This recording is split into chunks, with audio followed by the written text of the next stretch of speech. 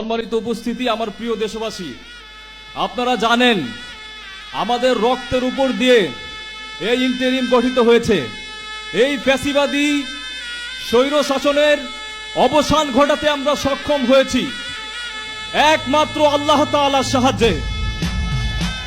আমাদের কিছুই করার ক্ষমতা নেই যদি আল্লাহ তাআলা আমাদের উত্তম সাহায্যকারী না হন। ওয়াকাফা বিল্লাহি ওয়ালিয়াউ ওয়াকাফা বিল্লাহি নাসিরা। Allah is enough as an ally, Allah is enough as a helper.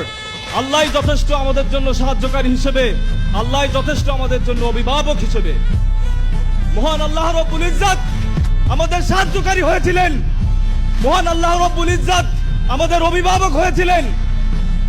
তাই এই 24-এর গণ অভ্যুত্থান আমরা সফল করতে সফল হয়েছি। আমাদের কোনো ক্ষমতা নেই আল্লাহর ক্ষমতা ছাড়া। সম্মানিত উপস্থিতি, আপনারা জানেন আমি ভয়ের সাথে হৃদয় ভরা দুঃখ নিয়ে স্মরণ করছি এই 19শে জুলাইকে, যেদিন ইন্টারনেট শাটডাউন করে দেয়া হয়েছিল বাংলাদেশের প্রতিটা জায়গায়, গণহত্যা চালানো হয়েছিল প্রতিটি জায়গায়, বলা হয়েছিল ইন্টারনেট এমনি এমনি বন্ধ হয়ে গিয়েছে। আমি আরো স্মরণ করছি সেই ফ্যাসিবাদীদের যারা স্বৈরাচারী খুনি হাসিনার সাথে বৈঠক করেছিল। আজকে তারা শিল্পপতি ছিল, বাংলাদেশের সবচেয়ে ক্ষমতাধর ব্যক্তিবর্গ, এবং শেখ হাসিনাকে তারা শক্তি জুগিয়েছিল এবং বলেছিল এই আন্দোলনকে দমাতে আমরা আপনার পক্ষে আছি। কিন্তু আল্লাহর ইচ্ছায় তারা সফলতা অর্জন করেনি, কারণ জালিমরা কখনো সফল হয় না।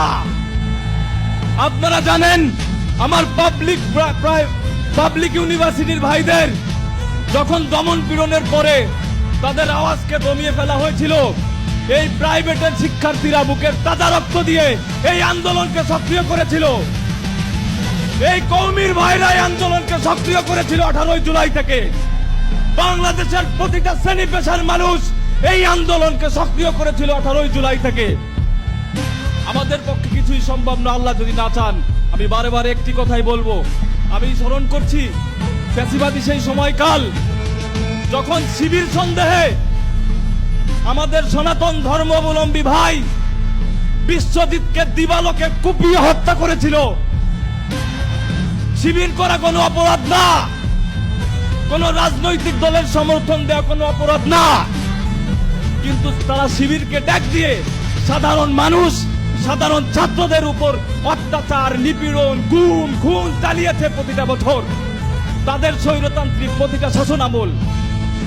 আপনারা জানেন তারা যে নির্বাচন করেছে গত 3 টার্মে, বাংলাদেশের মানুষের নির্বাচনের ভোটের অধিকার তা দিতে পারেনি। জামাত ইসলামের আজকের এই 7 দফা যে প্রপোর্শনাল রিপ্রেজেন্টেশন বা পিয়ার পদ্ধতির প্রস্তাব এসেছে, সেটা সকল বাংলাদেশের মানুষের ভোটাধিকার এবং ক্ষমতায় যাওয়ার সুষ্ঠু প্রক্রিয়ার একটি পরিচায়ক।